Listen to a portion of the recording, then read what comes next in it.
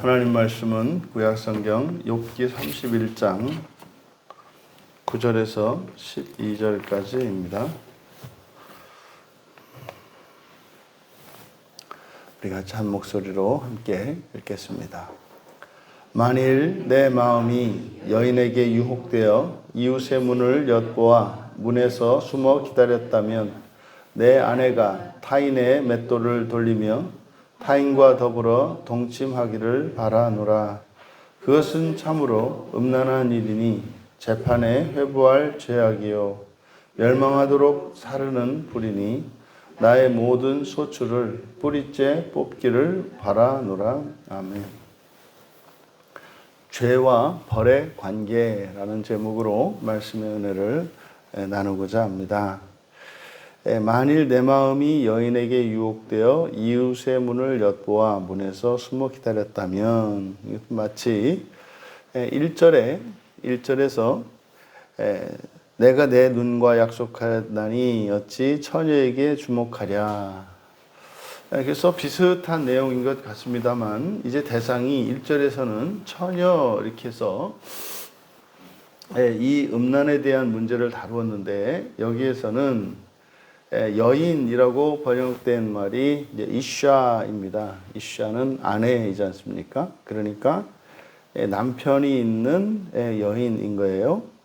그래서 내 마음이 남편이 있는 여인에게, 여기서 유혹되었다라고 하는 것은 파타라고 하는 말로 넓히다, 그러니까 열리다 이런 뜻이거든요. 그러니까 내 마음이 그대로 직역한다면 내 마음이 열렸다면, 내 마음이 남편이 있는 여인에게 열렸다면 이렇게 되는 거죠. 그래서 이웃의 문을 엿보아 숨어 기다렸다면, 여기서 이제 숨어 기다리는 게 이제 마치 매복하다, 이렇게 이제 군사들이 오는 적의 길목에 숨어 있다가 이제 공격하기 위해서 숨어 있는 것, 그 아라브, 그래서 매복하는 겁니다. 지금 이것은 십계명을 떠올리게 합니다. 내 이웃의 아내를 탐내지 마라. 이웃의 집을 탐내지 말고 내 이웃의 아내나 남종이나 여종이나 탐내지 말라라고 하는 십계명을 떠올립니다. 그래서 내 이웃의 아내 이슈하죠. 내 이웃의 아내를 탐내지 마라. 그러면 그리고 탐내거나, 그러니까 만일 그렇게 내 마음이 열리거나 또 엿보아서 숨어 기다렸다면, 그 이후에 일어날 일, 만약에 그랬다면, 이제 이것은 사실 이제 욥이 그렇지 않았다는 거죠. 그렇지 않았다는 것인데, 왜 내가 그러지 않았는가? 그러니까 왜 내가 다른 이의 여인을 탐내지 않았던가? 이것을 이제 종말론적으로 이게 무슨 의미인지를 깨닫게 된 겁니다. 사실 그걸 생각할 필요도 없는 거죠. 어느 사회에서나 이런 법이나 이런 관습이나 윤리 도덕에 의해서 금하고 있는 거지 않습니까? 근데 그건 이제 현실적인 거죠. 근데 욥은 이런 성윤리, 그리고 이런 도덕이 종말론적인 의미를 가지고 있다는 것을 지금 이야기하고 있는 겁니다. 만약에 그랬더라면, 이제 10절에 내 아내가 타인의 맷돌을 돌리며 타인과 동침하기를 바라노라. 여기서 바라노라 이렇게 번역이 됐습니다만, 바란다는 말은 없고요. 그렇게 될 것이다, 이렇게 되는 겁니다. 그러니까 먼저 타인의 맷돌을 돌린다. 이것은 이제 맷돌을 돌린다고 하는 것이 이제 가사일을 의미하거든요. 그러니까 살림을 하는 거예요, 살림을. 그러니까 다른 사람의 살림을 할 것이다. 그 다음에 타인과 더불어 동침하기를 바라노라. 이제 바라노라라는 말은 없고, 다른 사람들이 내 아내에게 엎드릴 것이다. 사실상 10절에서 이야기하는 것은 마치 자기 아내가 다른 사람의 아내가 될 것을 말하는 거죠. 그러니까 9절과 10절은 내가 만약에 다른 사람의 아내를 넘본다면, 그러면 입장을 바꾸어서, 그것이 입장을 바꾸면 또 다른 사람이 내 아내를 넘보는 게 되지 않습니까? 그러니까 만약에 내가 그랬다면 뭐 다른 사람도 또 그렇게 되는 거죠. 다른 사람도 내 아내를 넘보게 되겠죠. 그 이야기를 하는 겁니다. 그러니까 이 세상에서 지켜지는 이런 윤리 도덕 그리고 법이라고 하는 것은 결국은 그 하나님 나라에서의 그 평화를 유지하기 위한, 질서를 유지하기 위한 이 세상에서의 최소한의 법이고 윤리인 것을 말하는 겁니다. 그런데 왜 그렇게 될 것이다 라고 했는가? 그런 거죠. 내가 범죄한다면 다른 사람도 범죄할 것이고, 그러면은 세상이 이렇게 될 거라는 거죠. 이게 이제 이 세상의 모양새라면, 결국 윤리 도덕을 지키며 살아가는 이것은 우리가 하나님 나라에 대한, 그 천국에 대한 막연한 기준과 기대가 있기 때문에 그렇게 하는 것이라는 거죠. 아, 왜 착하게 살아야 되고 법을 지키며 이렇게 살아야 되는가? 아, 왜 인간이 이런 질서들을 만들어내는가? 이런 것들은 바로 그 천국에 대한 막연한 기준이 있기 때문에 그런 것을 만들어내는 것이고, 또 그렇지 않은, 만약에 이런 것들이 지켜지지 않는다면 뭐 이거는 정말 전쟁터를 방불하는 그런 환경이 되지 않겠습니까? 근데 이렇게 하는 일은, 그러면서 이제 3절에서 왜냐하면, 그러니까 이렇게 하면, 내가 다른 사람의 아내를 넘본다면 내 아내가 다른 사람에게 아내 노릇을 할 것이다. 왜냐하면 그것은 참으로 음란한 일이니라고 우리말 성경에 이렇게 번역이 되어 있어요. 이것은 음란한 일이라고 번역하는 것이 이제 진마라는 말인데, 진마는 이게 계획입니다. 그래서 이거를 이제 부정적인 의미로, 뭐 예를 들어서 범죄하거나 부정한 일을 할 때, 그럴 때는 뭐 사악한 계획, 나쁜 계획, 그래서 여기서는 이거를 음란한 일이라고 이야기한 거죠. 그러니까 이것은 앞에 있는 이야기의 연장선으로 이렇게 보았기 때문에 이렇게 번역을 한 건데, 이거 너무 이제 의역을 한 것이고, 11절의 그 상반절, 그것은 참으로 음란한 일이다. 이것을 직역하면, 왜냐하면 그것이 계획되었기 때문이며, 이렇게 됩니다. 계획되었기 때문이며, 또 재판에 회부할 죄악이요. 이것은 여기서 재판에 회부할 죄악 이렇게 되어 있는데, 재판에 회부할이라고 밑줄 치시고, 그렇게 번역한 것이 팔릴이라는 말을 이렇게 번역한 거거든요. 그러니까 명사 하나를 이제 동사가 생략되어 있기 때문에 이렇게 번역을 한 거예요. 그러면 재판에 회부할 밑줄 치시고, 거기가 팔릴입니다. 그러니까 이거는 팔릴이라는 말은 판결이라는 뜻도 있고 개입이라는 뜻이 있습니다. 개입한다는 것은 바로잡는 거죠.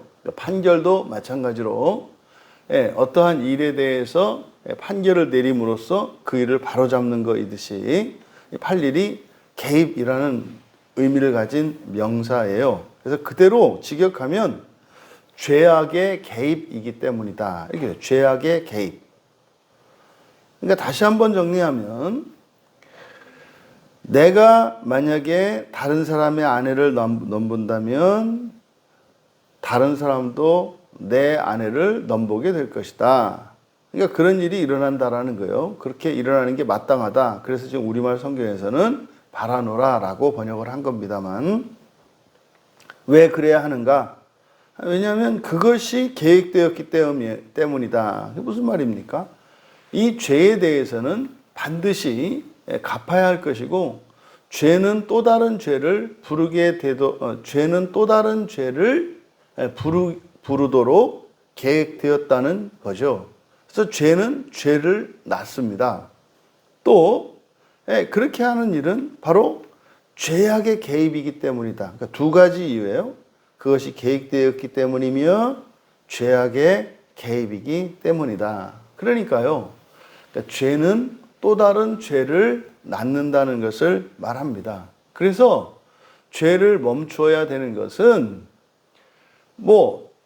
가장 중요한 것은 죄는 죄를 낳기 때문에 옳고 그르고를 떠나서 내가 먼저 이 죄를 멈춤으로써 더 이상 죄가 확대 재생산되지 않기 위한 것입니다. 예를 들어서 내가 억울한 처지에 있을지라도 그것으로 인해서 죄를 짓지 말아야 되는 이유는 죄를 지으면 이 죄로 인해서 또 다른 죄가 만들어지기 때문에 죄를 짓지 말아야 하는 겁니다. 그래서 누구 한 사람이 그 죄가 계속되지 않도록 막기 위해서는 한 사람이 멈춰야 되는 거예요. 그래서 이 죄가 유전이 되고 또 의도 유전이 되지 않습니까? 근데 의는요, 의를 행해서 자꾸 유전이 돼야 되겠죠. 그런데 죄는 중단이 되어야 합니다. 그래서 지금 여기 11절에서 이야기한 것은 바로 이 죄에 대한 법을 이야기하는 거예요. 죄라고 하는 것이 이런 원리가 있다. 그리고 12절에서는 또 왜냐하면 12절도 왜냐하면 이렇게 시작합니다. 왜냐하면 멸망하도록 사르는 불이니 나의 모든 소출을 뿌리째 뽑기를 바라노라. 여기서 번역을 좀 바로 잡아야 하는데 우리말 성경은 멸망하도록 사르는 불이니 이렇게 되어 있지 않습니까? 그래서 여기서 멸망하도록 이게 이제 아바돈이거든요. 아바돈, 지옥이죠, 지옥. 아바돈. 이걸 이제 하도록이라고 번역한 것은 아드, 그래서 까지입니다. 까지. 그러니까 지옥에까지. 그러니까 멸망하도록. 이것은 지옥에까지. 사르는 불이니 이렇게 되어 있습니다만 요거를 주어로 봐야 합니다.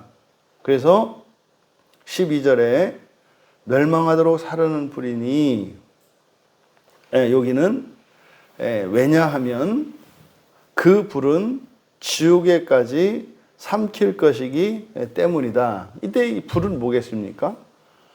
그 죄에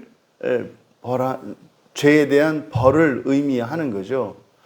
죄는 죄를 낳을 것인데 그 죄를 태우는 그 벌은 어디까지? 지옥에까지 삼킬 것이다. 그러니까 죄는 반드시 없어져야 하는데 죄를 없애는 방법이 뭐라는 거예요? 사르는 거라는 거예요. 근데 어떻게, 어디까지? 살아서 그 죄를 삼켜버리든지 살아서 안 되면 지옥 끝까지라도 가서 그 죄는 반드시 소멸돼야 한다는 거예요. 그거에 대한 벌이 이제 그 불로 나타낸 겁니다. 또 뒤에 나의 모든 소출을 뿌리째 뽑기를 바라노라. 여기도 나의 모든 소출이 뿌리째 뽑힐 것이기 때문이다. 한 번에 불러드리면 왜냐하면 그 불은 지옥에까지 삼킬 것이기 때문이며 나의 모든 소출이 뿌리채 뽑힐 것이기 때문이다. 그러니까 지금 9절에서 12절까지의 내용은 다른 사람의 아내를 넘보았을 때 그것으로 인해서 반드시 살아서라도 동일한 피해를 봄으로써 내가 벌을 받게 될 것이라는 거죠. 근데 그렇게 돼야 되는 이유가 뭐예요? 죄는 죄를 낳기 때문에 네가 죄를 졌다면, 그러니까 네가 누구에게 해를 끼쳤다면 네가 해를 입게 될 것이다. 왜? 그럼 왜 그래야 되는가?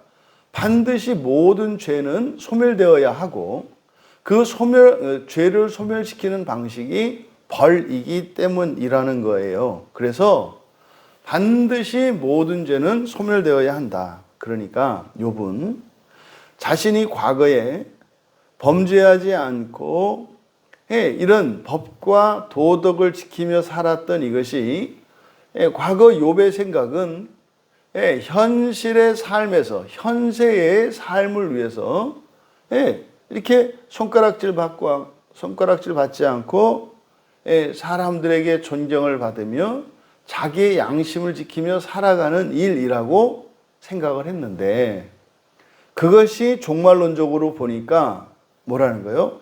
이게 그냥 사는 동안 뭐 이게 도덕적이고 뭐 법을 잘 지키는 뭐 준법 시민이고 뭐 사람들한테 존경을 받고 손가락질 당하지 않고 뭐 망신당하지 않는 뭐 이런 정도가 아니라 만약에 내가 그렇게 하지 않았더라면 내가 현재에서든 아니면 죽어서 지옥에 가서라도 그 죄를 소멸하기 위해서는 반드시 내가 벌을 받아야 되는 것임을 깨달았다는 거예요.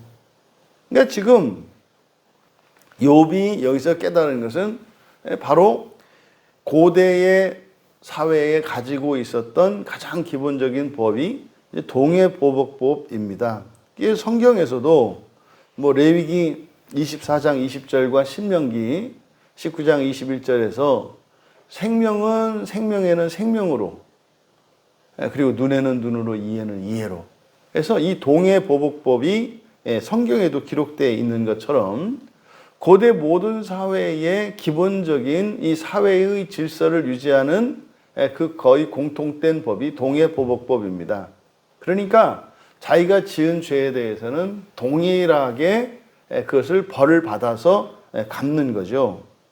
그러니까 욥이 이제 자기가 현재 겪고 있었던 지금도 겪고 있고 지금까지 겪었던 이런 고난들 이제 고난의 의미를 이제 벌로 이해하는 겁니다.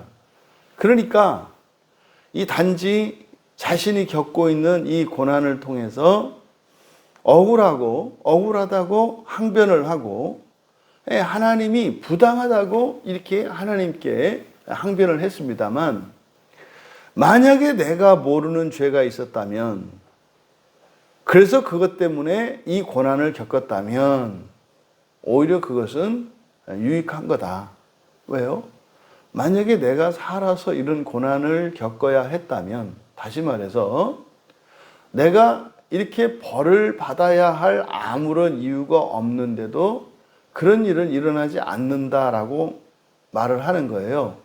만약에 그렇지 않았더라면 죽어서 내가 지옥에 가서 그 죄를 다 없애야 됐을 건데 오히려 이런 고난을 겪어서라도 죄를 씻을 수 있다면 오히려 그것이 복된 것이다. 그러니까 인생 100년의 인생 그가 가지고 있었던 인생관은 생전의 인생관을 가지고 있었는데 살면서 겪었던 이 고난은 사실상 내가 알고 있는 것보다 내가 알고 있지 못하고 기억하지 못하는 일들이 훨씬 더 많지 않습니까? 사람에게. 그러니까 이런 모든 고난은 결국 죄로 인한 결과라고 하는 사실과 내가 어떠한 벌을 겪었을 때 내가 이 벌을 받을 만한 원인이 나에게 기억이 있다 없다가 중요한 게 아니라 어쨌든 받는 고난이라고 하는 것은 죄를 없애는 것이기 때문에 그것은 유익한 것이다 라고 말하고 있는 거죠. 여러분, 우리가 고난을 겪을 때 이 고난에 대한 우리의 마음가짐이 종말론적으로 볼 때 그 고난의 유익을 생각해야 한다는 거예요. 그러니까 고난은 항상 우리가 이렇게 그냥 머릿속에 세뇌를 시켜야죠. 살면서 겪는 이런 모든 고난은 지옥을 대신하는 것이다. 왜 내가 이거를 겪어야 하느냐라고 하는 이 질문은 자기 자신의 기억을 의지하는 것이고 자기 자신의 판단에 의지하는 거죠. 여러분, 우리가 인간관계를 맺고 사회 속에서 살아가는데 나의 의도와 상관없이 다른 사람에게 해를 끼치고 다른 사람에게 고통을 가하는 일은 얼마든지 있을 수 있습니다.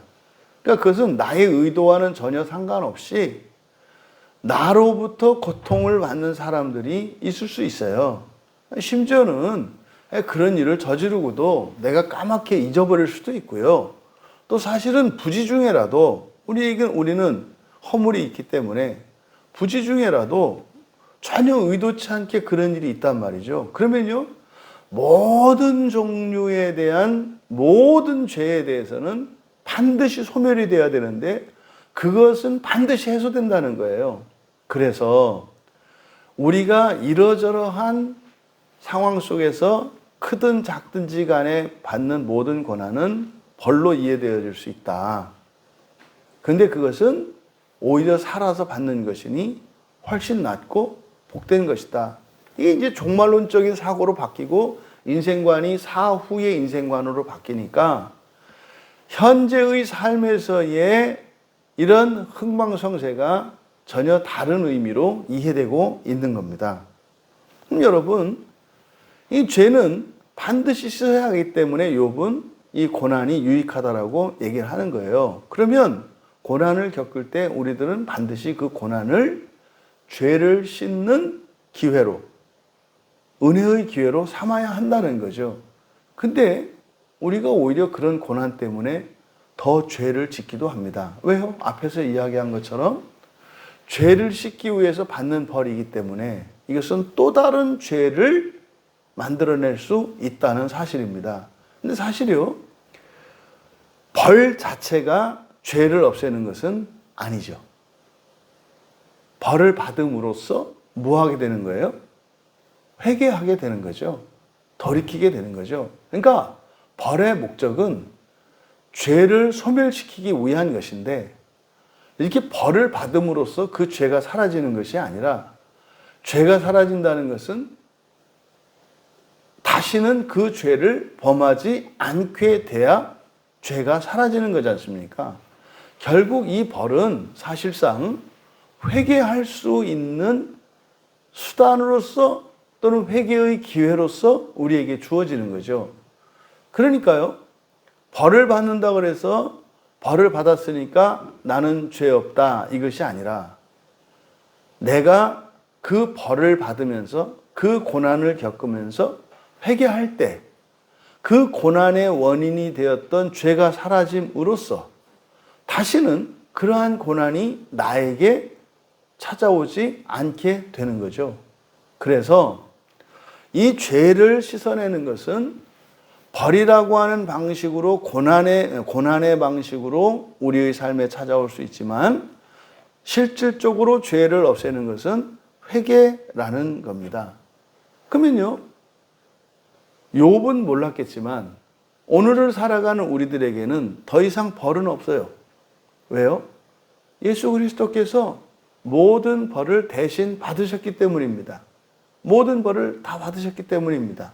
그런데요, 예수님이 우리의 벌을 다 받으셨으니 죄가 사라졌습니까? 그건 아니잖아요.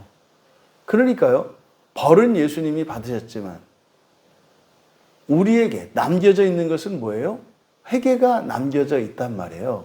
그러면 예수님이 모든 사람들의 죄를 위하여 십자가에 달리셔서 모든 벌을 받았습니다만 그 죄가 소멸되고 죄의 영향력, 다시 말해서 죄는 반드시 고난이라고 하는 고통의 방식으로 벌이 찾아오게 되어 있단 말이에요. 근데 벌은 아니지만 이제 죄로 인한 그 고난과 그 벌의 벌은 아니더라도 그 고난과 고통과 불행이 찾아오게 되어 있단 말이에요. 그래서 예수님이 십자가에서 우리를 대신하여 벌을 다 받아주셨습니다만은 회개는 남겨져 있는 거예요.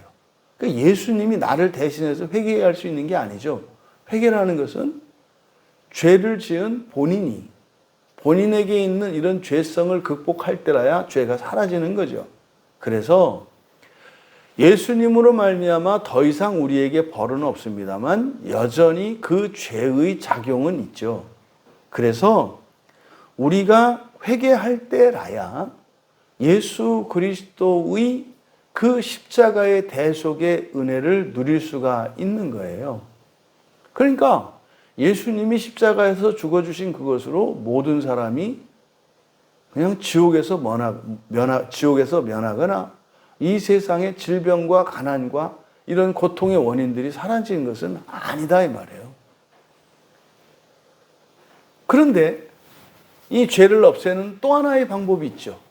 회개가 있고, 그러니까 회개라고 하는 것은 내가 지은 죄를 확실히 알고 있고, 내가 그 죄를 미워하고 죄에서 벗어나기를 원하는 마음일 때 하나님의 은혜를 구해서 변화되는 거죠. 회개는. 그런데 죄를 없애는 또 하나의 방법이 있죠. 그게 이제 예수님께서 가르쳐 주신 용서입니다. 용서. 예수님이 주님께 기도를 가르쳐 주실 때도 우리가 다른 이들의 죄를 용서한 것 같이 나의 죄를 용서해 주시고, 그러니까 이 용서라고 하는 이것이 죄를 소멸할 수 있는 또 다른 법, 또 다른 길이라는 것을 우리에게 가르쳐 주세요. 그래서 마태복음 18장에 보면 1만 달란트 빚진 자에게 대해서 그 죄를 탕감해 주는, 그래서 먼저 사실은 빚을 탕감해 줬는데 저는 100데나리온, 자기는 1만 달란트 빚을 탕감 받았으면서도 훨씬 그에 못 미치는 그 100데나리온 빚진 자를 용서해 주지 않아요. 그래서 그가 어떻게 돼요? 옥에 갇히잖아요. 그러니까 이 죄는 빚과 같거든요. 그러니까 죄를 없애는 더 우선적인 방식은 용서의 방식이에요. 그게 사실은 예수님의 십자가의 대속의 은혜로 말미암은 거지 않습니까? 그러니까 용서를 통해서, 그러니까 회개보다도 먼저 용서를 통해서 죄를 없앨 수 있다는 것을 가르쳐 주셨어요. 근데요, 용서의 법이라고 하는 이것은 내가 범죄한 것이 아니라 타인이 나에게 범죄한 경우죠. 그래서 내가 타인에게, 그러니까 내가 직접 죄를 지었을 경우에 죄를 없애는 방식은 회개의 방식이고, 또 그러면 내가 죄를 짓지 않는 사람은 그럼 죄를 없앨 수 없는가? 없앨 수 있다는 거죠. 타인이 나에게 죄를 지었을 때 타인의 죄를 내가 용서함으로써 죄를 없앨 수 있다는 거예요. 그러니까 내가 죄를 지은 것을 회개함으로써 죄를 없애고, 타인이 나에게 죄를 지었을 때 용서해 줌으로 죄를 없앨 수 있다는 것을 가르쳐 준 거죠. 여러분, 모든 죄는 반드시 소멸되어야 합니다. 이것은 존재론적인 죄뿐만 아니라 법정적이고 사회적이고 윤리적이고 이러한 모든 죄는 완전히 해소되어야 합니다. 그러니까 존재론적으로 흠이 없는 완전한 존재가 되어야 하고, 우리의 행실과 행위에 있어서 다른 누구에게 해를 끼치지 않는 그러한 환경이 구축이 되어야 합니다. 그것이 바로 회개와 용서인 거죠. 우리가 회개하고 용서하는 이유는 죄가 없는 하나님의 나라를 만들기 위한 것입니다. 또 그런 나라가 있다는 것을 믿는 믿음의 고백인 겁니다. 만약에 우리가 하나님 나라를 믿고 하나님 나라를 위하여 살아간다면 분명히 죄를 없애는 삶을 살아갈 것이다. 반드시 회개가 있을 거고요. 반드시 용서가 있을 것입니다. 또 이런 고난을 통해서 욥은 그것이 하나님 나라를 위한 유익한 수단이 될 수 있다는 것을 오늘 이 본문을 통해서 말씀하고 있다.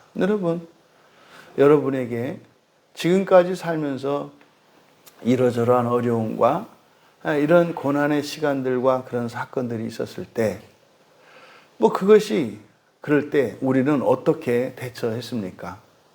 내가 만약에 스스로 자초한 것이라면, 그러니까 내가 죄를 지은 것이든 다른 사람이 죄를 지은 것이든 반드시 모든 죄는 고통과 고난을 유발하고, 그래서 그것은 반드시 소멸되어야 하는데, 회개와 용서를 통해서 죄를 소멸할 수 있다. 오늘 하루 또 우리의 평생이 이렇게 하나님 나라의 소망을 가지고 살아가는 사람들로서 나에게 죄 지은 자를 용서하고 또 내가 죄를 짓는 것에 대해서 회개함으로 그렇게 죄 없는 세상을 위하여 죄 없는 완전한 하나님 나라 소망을 가지고 살아가는 우리들임을 우리의 삶 속에서 드러낼 수 있기를. 그래서 우리가 바라보는 그 하나님 나라의 그런 영향력과 흔적이 우리의 일상 속에서 더욱 나타날 수 있기를 주님의 이름으로 축원합니다. 존귀하신 하나님, 이 세상에 존재하는 모든 고통과 불행의 원인들, 이러한 고난들은 결국 죄로 인한 것임을 욥은 깨달았고, 그래서 이 세상에 일어나는 모든 고난이 죄로 인한 것이기 때문에 설사 내가 살면서 겪는 이러한 고난들을 통해서 죄를 없애는 회개의 기회로 삼거나 또한 용서할 수 있는 기회로 삼는다면 그것은 나 자신에게 뿐만 아니라 이 세상에 유익한 것임을 깨달았던 것처럼 저희들의 인생관이 종말론적인 인생관이 되게 하여 주셔서 때로는 나의 죄로 인하여 때로는 타인의 죄로 인하여 우리의 인생에 이런 고통과 고난이 찾아올지라도 그것의 원인을 생각하거나 그것으로 인한 아픔으로 인하여 절망하고 좌절하고 분노하는 자들이 아니라 죄를 없앨 수 있는 기회로 삼아 용서하고 회개하며 현생에서는 물론이요 내세에서조차 고난이 없는 하나님 나라의 소망을 가지고 살아가는 저희들 되게 하옵소서. 감사하며 예수님의 이름으로 기도하옵나이다.